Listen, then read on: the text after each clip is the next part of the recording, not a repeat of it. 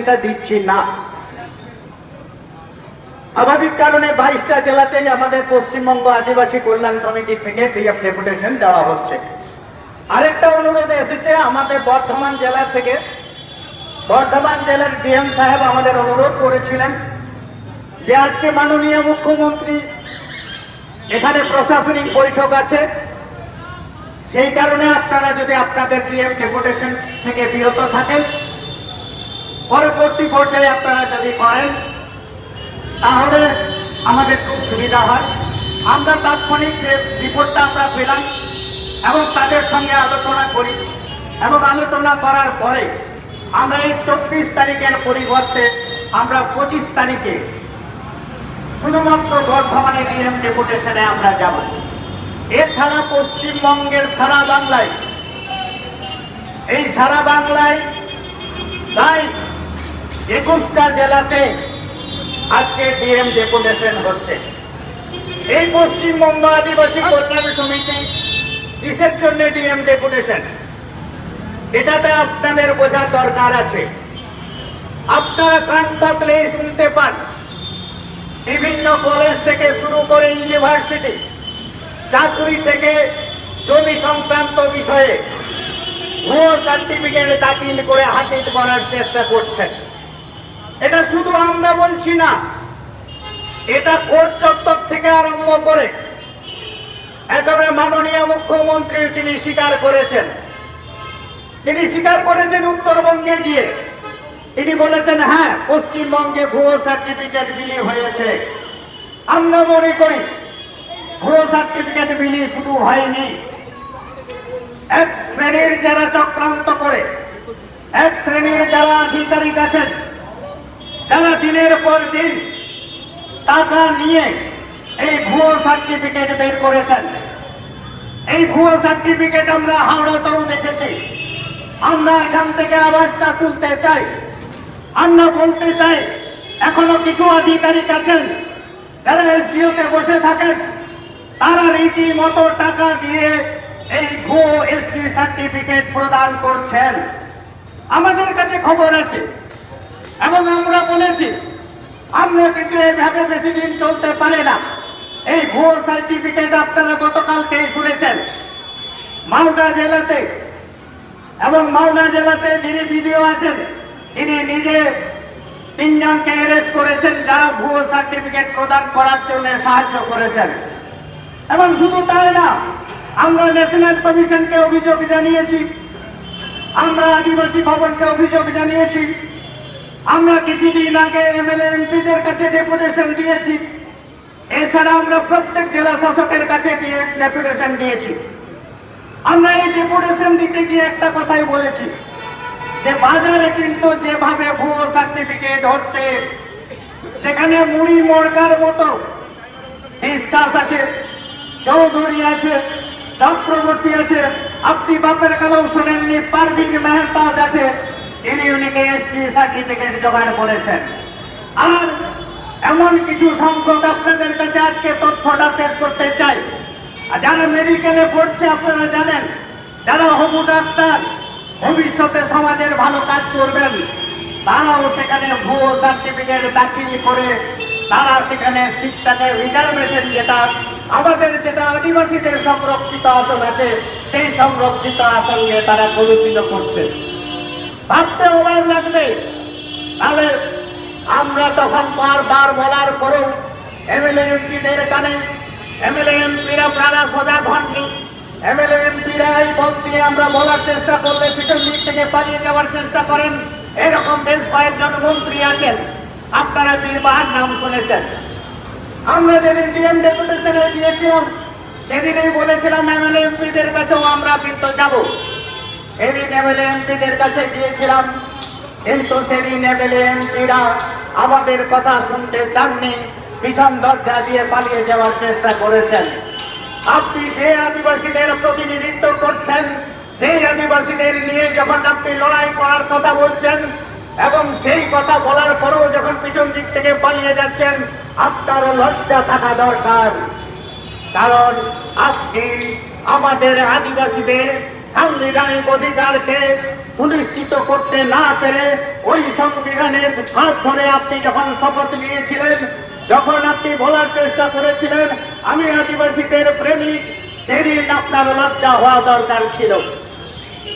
আপনার ভাবতে অবাক লাগবে, আপনারা এই কিছুদিন আগে চিফ সেক্রেটারি তিনি তখন ডিএম সাহেবকে বলছেন, প্রত্যেক ডিএম সাহেবকে বলছেন 36,000 সার্টিফিকেট ভুয়ো আছে বাজারে, আমরা সেগুলো তদন্ত করছি এবং তদন্ত করার পরে তাদের যদি ভুয়ো হয় তাহলে আমরা সেগুলো ক্যান্সেল করছি।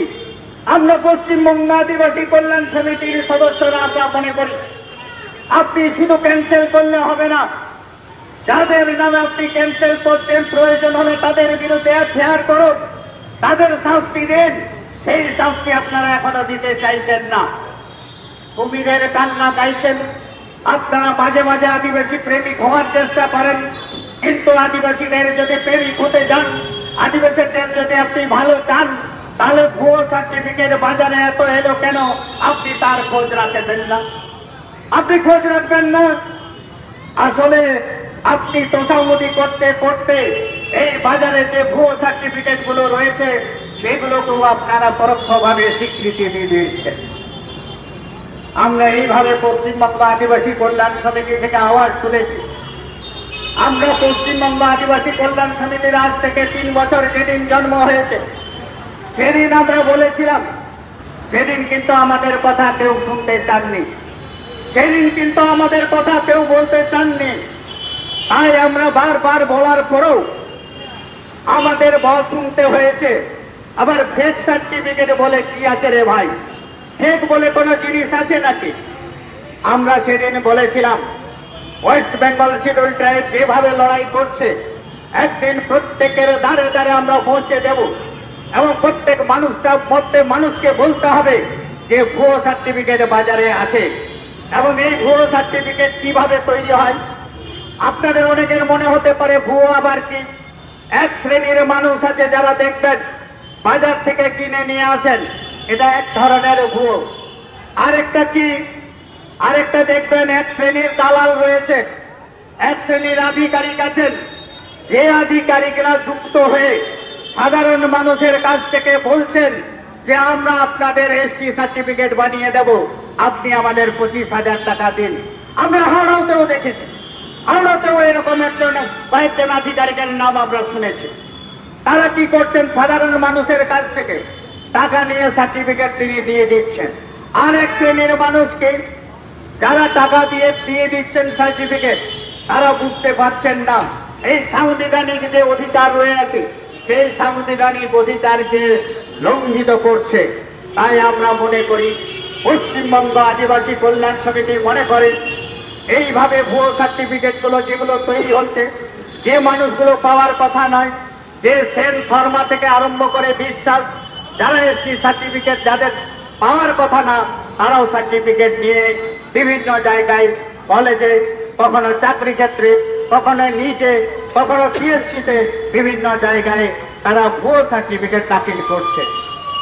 ভুয়ো সার্টিফিকেট আমরা পশ্চিমবঙ্গ আদিবাসী কল্যাণ সমিতি লড়াই করার মধ্য দিয়ে ইতিমধ্যে 500-র বেশি আমরা সার্টিফিকেট বাতিল করেছি।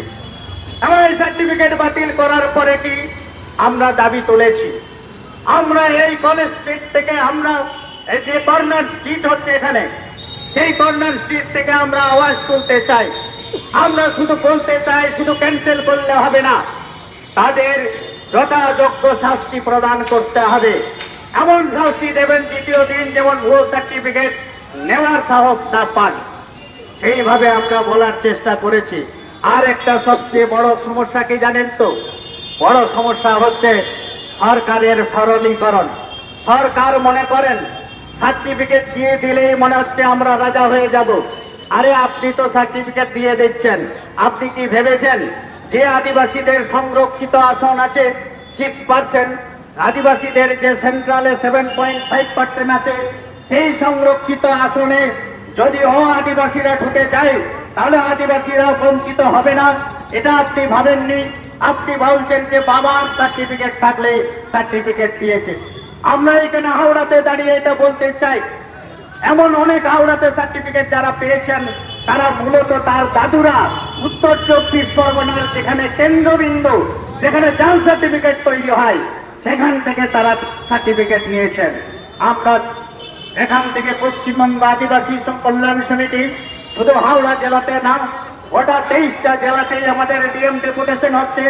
পুরুলিয়া বাঁকুড়া থেকে আরম্ভ করে মেদিনীপুর ঝাড়গ্রাম যেখানে আন্দোলনের ধারা অব্যাহত আছে, তারা এখনো বলতে চায় এই ভুয়ো সার্টিফিকেটকে তাড়াতে হবে, তাহলে আমাদের সাংবিধানিক অধিকার সুনিশ্চিত করা সম্ভব।